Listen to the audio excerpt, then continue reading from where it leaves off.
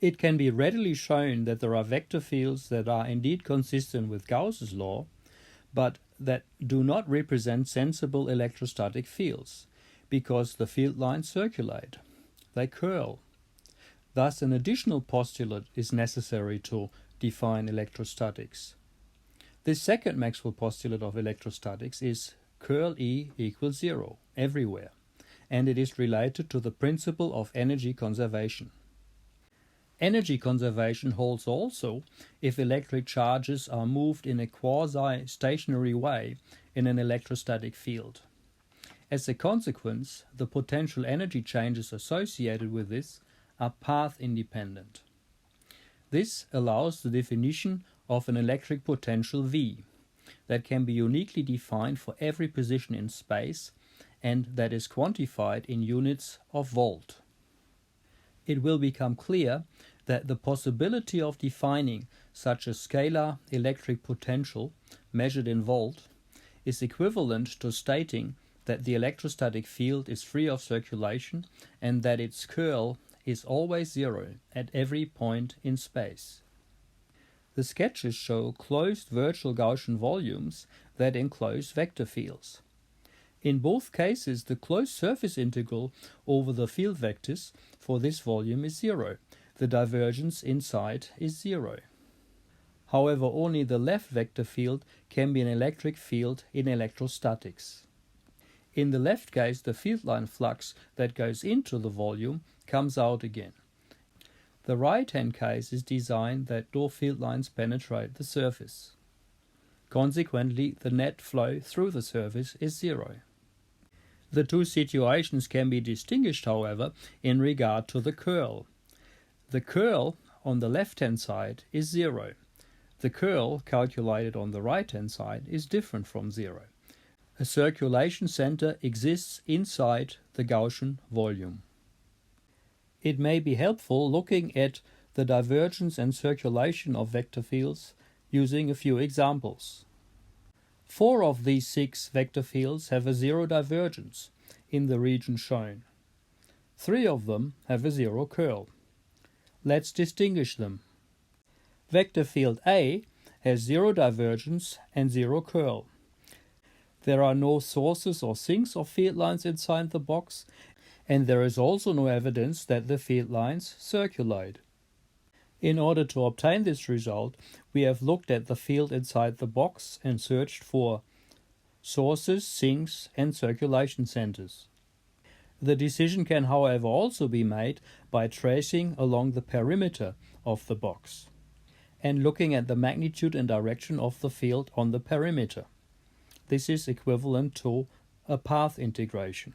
If we trace along the bottom and the top of the box, we find that the field vectors are perpendicular, so there are no contributions from these two sections to the total path integration.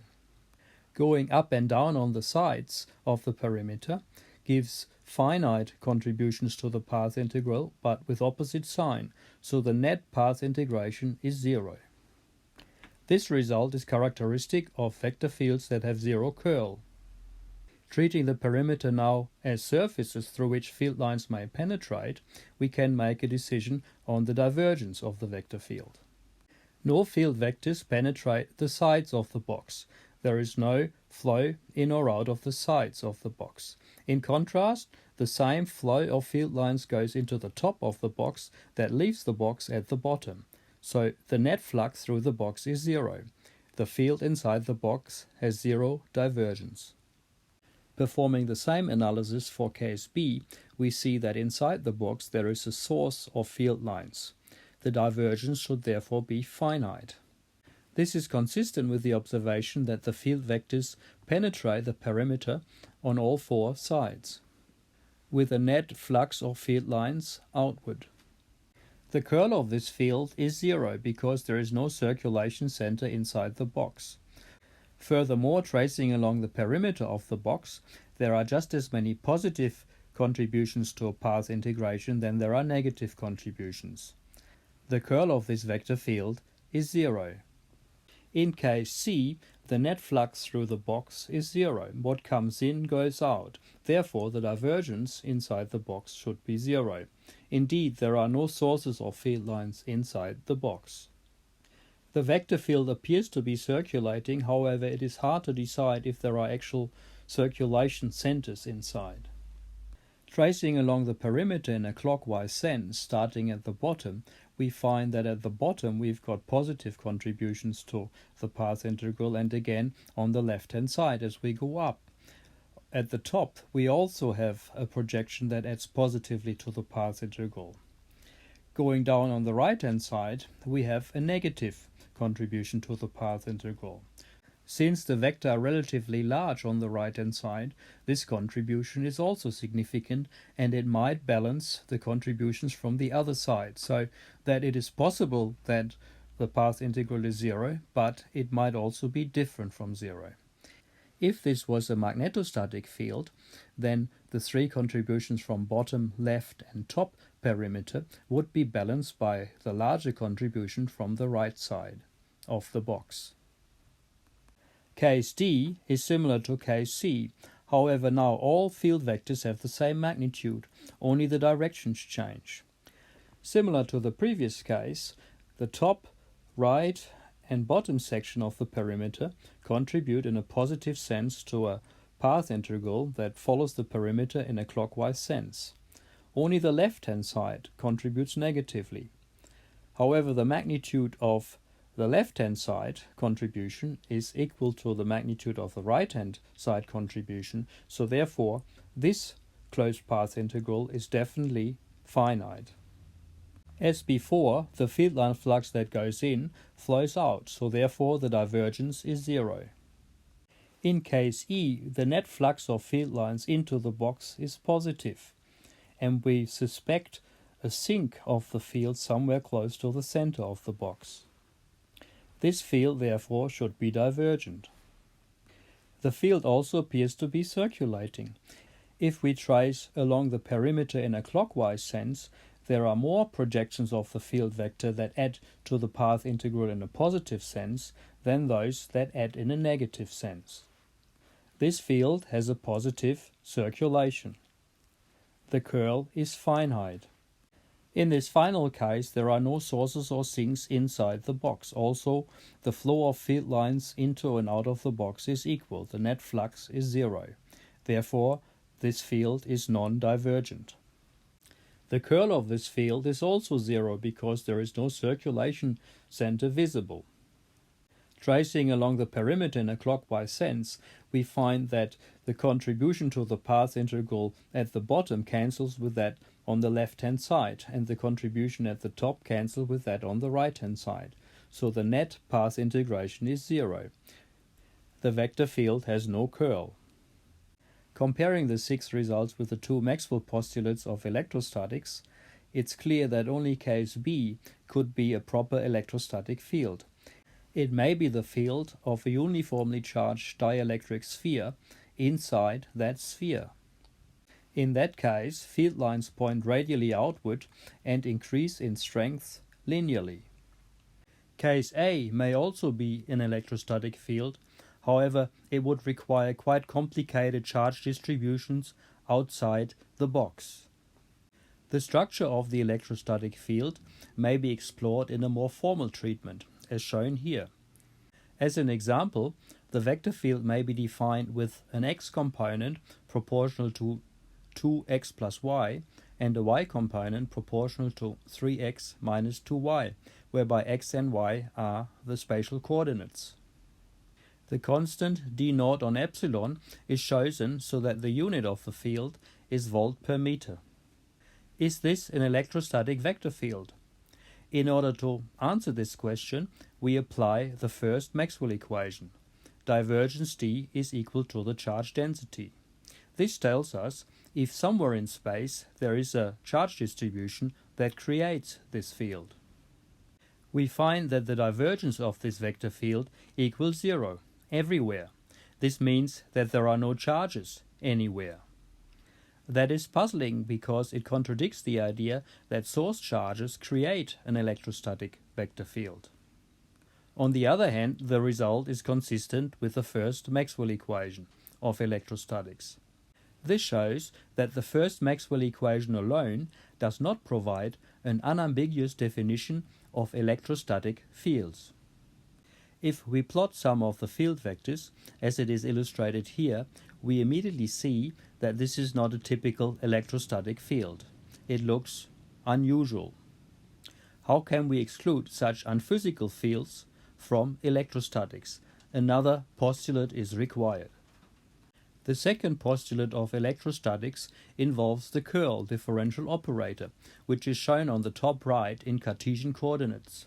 Applying this operator here, we find that the curl of our specific vector field has 0, x and y components, and that the z component of the curl is equal to 1. As an example, let us obtain the x component of the curl. This is achieved by differentiating the z component of the vector field with respect to y and subtracting the differentiation with respect to z of the y component. Since there is no z component of our vector field, and since the y component is independent of z, the result is 0. The x component of the curl of E is 0. However, the z component of the curl is non-zero. This means that the field lines of this field circulate, and therefore this field cannot be electrostatic. We have to require that vector fields are only then electrostatic fields if they agree with both of the Maxwell postulates. In particular, the divergence of the vector field has to give us a charge distribution, and the curl of the vector field has to be equal to 0 everywhere in space. As the first postulate of electrostatics, the second postulate, curl E equals 0, can also be expressed as an integral equation. This is achieved by applying the theorem named after George Gabriel Stokes, shown here. In vector calculus, for any surface S, a path along the perimeter of that surface can be defined called C. It is then always true that the integral along this closed path of a vector field is equal to the integral over the area of the curl of the same vector field. Applying this in electrostatics means that the closed path integral of E dl equals always 0. The integration of the electrostatic field over a closed path is always 0 for every type of closed path and throughout all space. These 6 examples help getting used to path integrations. Starting at the top left, we have a divergent vector field with field vectors pointing towards the origin. A line integration along this closed path will give us 0. This is because each section of the path is 0. Looking at the bottom section of the path, for example, and projecting the field vectors onto the path, we find that on the left-hand side of the bottom section there are positive contributions to the path integral. On the right-hand side of the bottom section there is an equal number of negative contributions to the path integral. The net result is 0. This result can also be decided using electrostatics. Our vector field might, for example, represent a negatively charged spherical dielectric, with radial field vectors and the field strength decreasing linearly towards the center. Since the second Maxwell equation in integral form tells us that every closed path integral over an electrostatic field is 0, this path integration also has to be 0. The next example on the right shows a circulating vector field and a path integration that is not closed. Here we decide that the path integral is also 0 because at every point of that path the field vectors are perpendicular to the path. Since it's circulating, this vector field is not an electrostatic vector field. It may be a magnetostatic vector field which does circulate. The path through the vector field on the top right is also not closed. In this case, the path integration of the vector field gives us a positive result. This is because in the top section of the path we have large positive contributions to the path integrals, the vectors are large here, that are not compensated by the negative contributions of the much smaller vectors in the bottom part. The vector field at the bottom left is identical to the first example, and again we have a closed path. Consistency with the example above requires that this closed path integration should also give us a zero. Integrating over a closed path in a circulating vector field always gives us a result that is different from zero. That is the next example in the middle of the bottom row. Here the downward and sideward sections of the path do not contribute because vectors are perpendicular on the path. However, the diagonal section of the path does contribute in a negative sense. Finally, the circulating vector field at the bottom right and the closed path integration there gives us a finite path integral. What is the meaning of these path integrals of the electrostatic field that add up to zero for any closed path? The sketch shows the electrostatic field of a positive point charge and three paths in green through the field lines. The integral of the field has the same value along any of the indicated green path between A and B because of the divergent nature of the electric field. This property we call conservative. In order to understand what this means, we multiply the path integral with the test charge Q, and we know that Q times electric field is equal to a force acting on this test charge. Therefore, the integral QE times dl over the path 1 plus the integral Q times E times dl over the path 2 is equal to the sum of the work performed along path 1 plus the work performed on path 2. And this sum of work equals 0. The net work is 0. The three statements shown here are thus equivalent. The path integral of the electrostatic field between two arbitrary points A and B is path independent. This is equivalent to saying that the work performed in an electrostatic field is path independent. And in short, we can also say the electrostatic field is conservative. The same observations are confirmed here mathematically. The first equation states that the work along path 1, which is equal to the integral over QE dl, is equal to the negative work along path 2. If we replace Q times E with the force F, we find that the work integral along path 1 is equal to the negative work integral along path 2. If we change the direction of the path, we find that those two integrals are equal.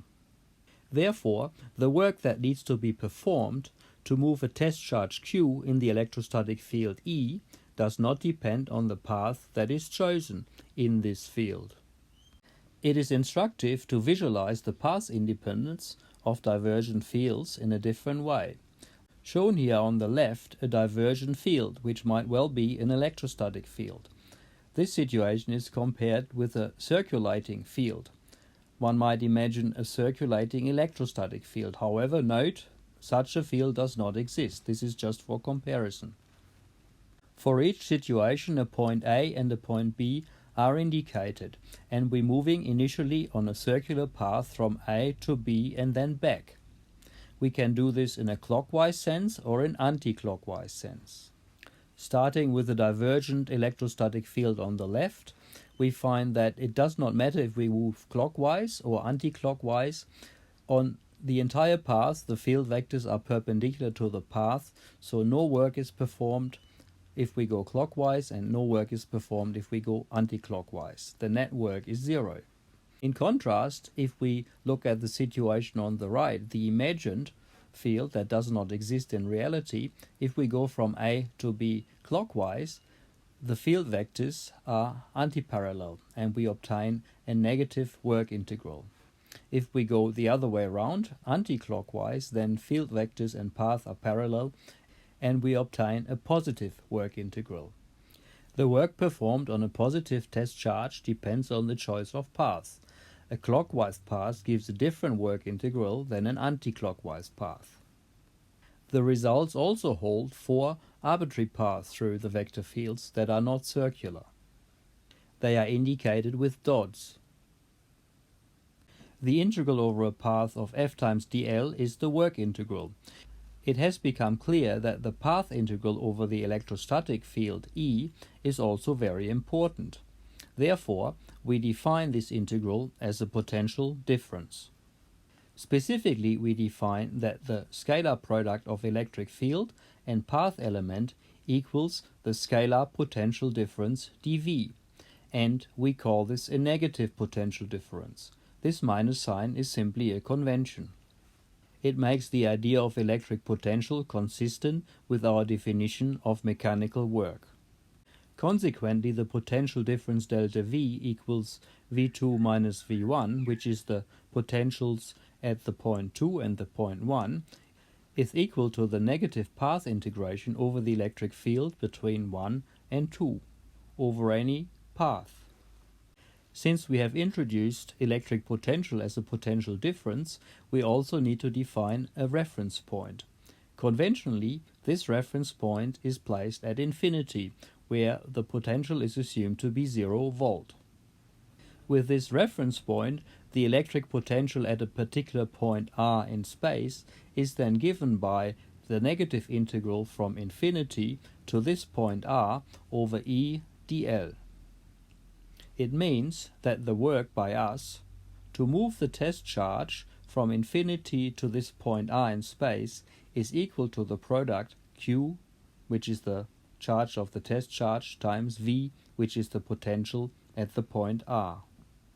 The potential of a positive source charge, a point charge at the origin, can be calculated for any point in space by moving a test charge from infinity to that point of interest and integrating over the electric field that that test charge experiences. The potential capital V at the point of interest r is equal to the negative path integral from infinity to this point r over the electric field E times dl. Since along this path the electric field of the point charge at the origin is always radially oriented, and the path element L is also radially oriented, the dot product is 1, and we obtain a scalar integration from infinity to r over the radial component of the electric field. We know that for a point charge at the origin, the electric field is given by 1 over 4 pi epsilon times q divided by r squared. Carrying out the integration, we find that the potential at r is equal to q, the source charge at the origin, divided by 4 pi epsilon times 1 over r. The potential has a 1 on r dependence.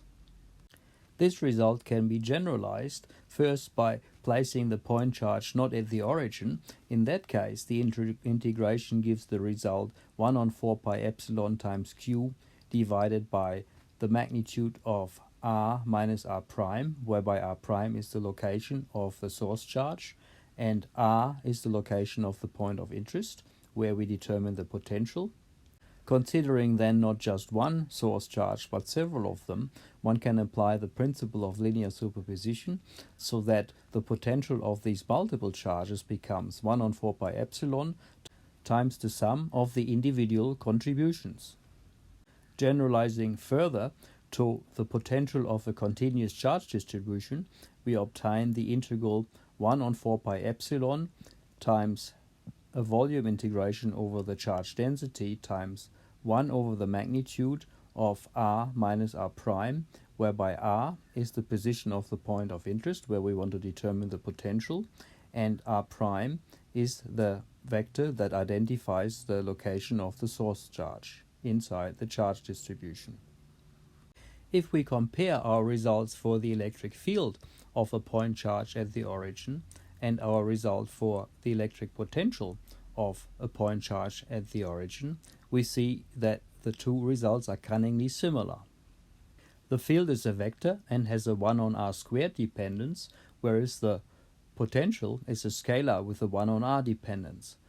Apart from that, the equations look the same. It turns out that these two equations can be related to each other through the gradient operator that is shown here for spherical coordinates. Applying the operator, we find that for a point charge, the electric field is equal to the negative gradient of the potential. Because of the principle of linear superposition, this is true for every type of charge distribution. The electric field is always equal to the negative gradient of the potential. The electrostatic field is therefore a gradient field. Vector calculus tells us that for every gradient field, the curl is zero. Indeed, that's consistent with the second Maxwell equation of electrostatics. The curl of the electric field E is zero, as expected for a gradient field. The newly introduced concept of the potential V of R provides for another way of solving the standard problem of electrostatics, namely, for a given charge distribution, to first determine the electric field everywhere in space, and then determine the force on a test charge at a point in space, F equals Q times the electric field. This problem can now be solved by first calculating the potential V of R for a point in space, followed by taking the negative gradient of that potential to determine the electric field E of R, then multiplying with the test charge Q and obtaining the force. This example illustrates this approach to the standard problem of electrostatics. Given is a uniformly charged disk with a constant charge density ρs.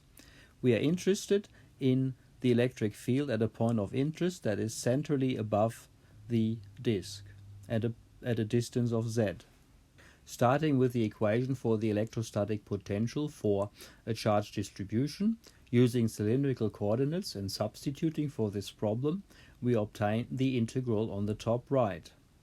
Considering the geometry, we find that the magnitude of r minus r prime in this case is given by the square root of r squared plus z squared, whereby r is the radial coordinate of the charge on the disk and z is the distance from the origin to the point of interest.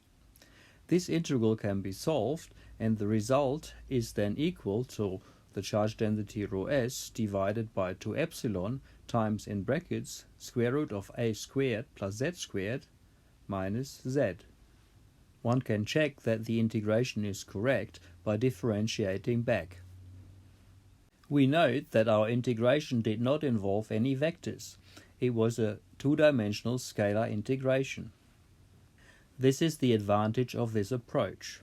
We can now determine the electric field at the point of interest by applying the gradient operator and differentiating. Since the problem has cylindrical symmetry, we express the gradient operator in cylindrical coordinates and obtain the expression at the top. Since the potential is only dependent on the z-coordinate of the cylindrical coordinate system, the d on dr and d on d phi differentiations give 0. The electric field vector, therefore, does not have a r component, neither does it have a phi component. It has, however, a z component, and that z component is given by ρs divided by 2 epsilon times in brackets z on square root of a squared plus z squared minus 1. We can express this important result also as shown at the bottom using the z unit vector, z hat. Importantly, now considering the fixed radius a of the disk and making it tend to infinity, therefore approximating an infinite sheet with constant charge density, we find that the electric field for a charge density like this is constant in magnitude, with the magnitude being equal to ρs divided by 2 epsilon, and constant in direction. It points in the z direction upward and downward in all points of space.